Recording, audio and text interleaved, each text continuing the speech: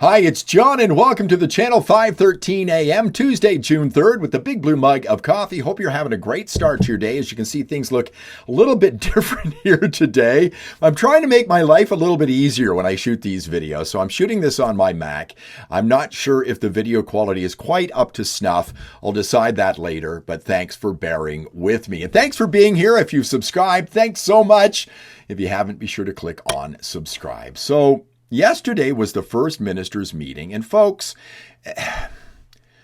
people are putting on a brave face. Doug Ford did. He said it was the best meeting in 10 years. Well, I'm not surprised. I mean, you had Justin Trudeau, so it was a better meeting. So that's something good, but I'm not optimistic at all. I did a video a while ago about how mediocre Canada is. You've got a bunch of provincial premiers, except for David Eby, who wasn't there, sitting around begging of the federal government to get stuff done.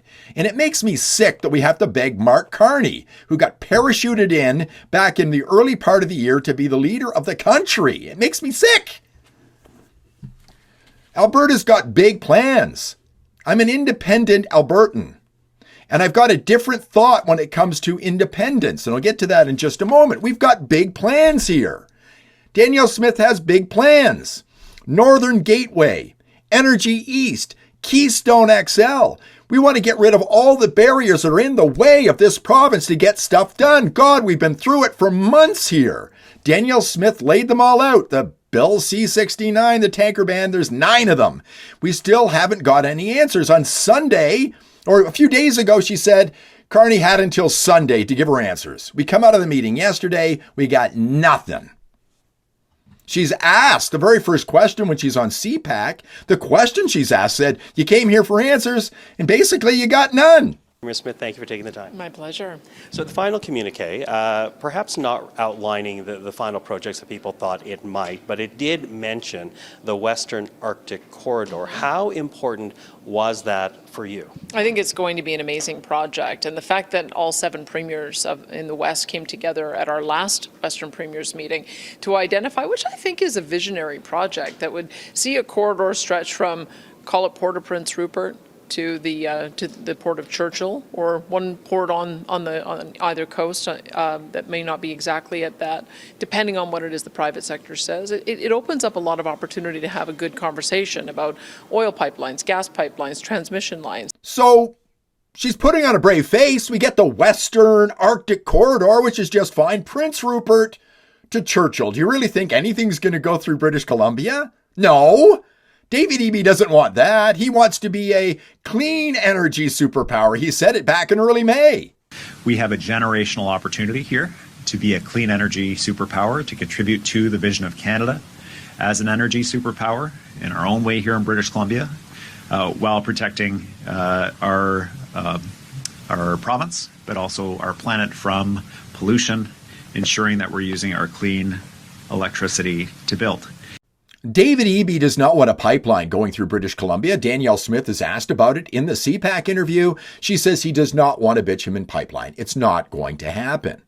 And it's convenient for Mark Carney, who's loving the fact that all these premiers have to come and beg him, the prime minister, to get things done in this country. Again, we're a mediocre country, that we have to do that. But Carney can just say, listen, we all have to agree on these things. Oh, sorry, Alberta, BC doesn't want a pipeline. That's not going to happen.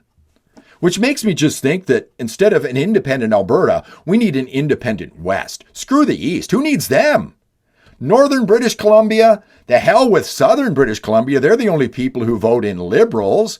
The North went all blue in the election. Northern British Columbia, Alberta, Saskatchewan, Manitoba. A Western alliance, a Western independence alliance. To paraphrase Ralph Klein, let the Western bastards freeze in the dark, because they want their green energy. That's what David Eby wants. And it's a convenient out, David Eby. Another convenient out is here on the screen right now. Proposed fast tracking of national projects, serious threat to treaty rights, AFN cheap. And another one of the outs. Sorry, the Assembly of First Nations don't agree with pipelines. Alberta, screw you, says Mark Carney. AFN National Chief Cindy Woodhouse-Nepinak wrote that the proposed bill suggests a serious threat to First Nations exercise of treaty rights. Read some of the treaties. It says the First Nations have ceded territory in a lot of those treaties. They don't own all the land. I get so tired of these people. always talking about reconciliation. Our national leaders talking about reconciliation. There will never be reconciliation in Canada because the grift would have to end. There's lots of money in being a victim. The Assembly of First Nations loves being a victim. Then Danielle Smith is asked about the national unity issue, and in her answer, she provides another one of Mark Carney's outs, and one that could be a serious problem with his leadership and the Liberal Party still leading this country in a few months. You said today's meeting would have significance over national unity.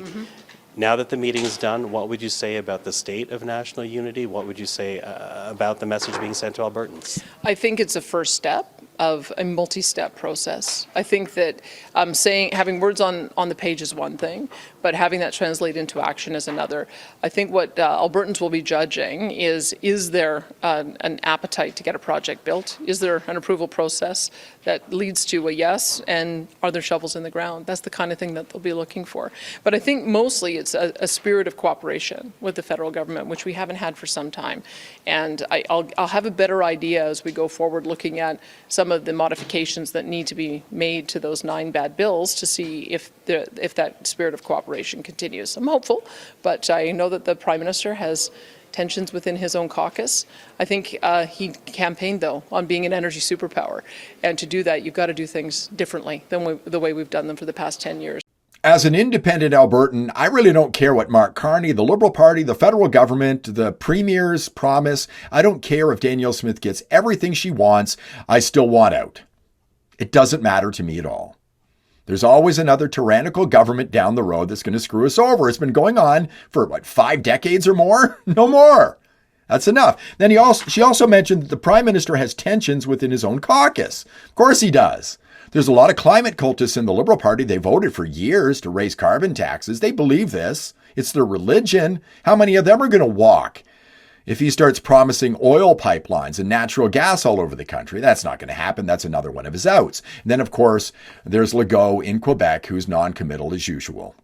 I didn't see the project, if there's one.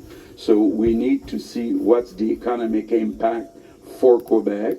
What is the impact on the environment? So what I say is that if there's a project going through Quebec, we'll study it. That's all what I said. Will there be a pipeline going through Quebec? Not likely. There's another one of Mark Carney's outs. And then you get the people who live out east who don't understand a damn thing about what goes on here in Alberta. I used to live there. I didn't understand either. Check out this tweet. Laurie Hunter resigned Danielle Smith. True North Eager Beaver Media, of course, he, him. One of the most unhelpful things about the incessant anti-Canada rhetoric from the impressively corrupt oil and gas lobbyists masquerading as Premier of Alberta is the constant framing that it is 100% up to Ottawa to repair to the relationship she is torching. I just mentioned 5 decades of Alberta being screwed over. This is what people in the East think. And I replied, you probably don't live in Alberta. I'm not optimistic. I'm not optimistic at all. I don't think Danielle Smith is optimistic. I think she's putting on a brave face. Still looking for answers. A lot of answers. Nothing was answered yesterday by Mark Carney, the Liberal Party, any of the provincial premiers at that meeting.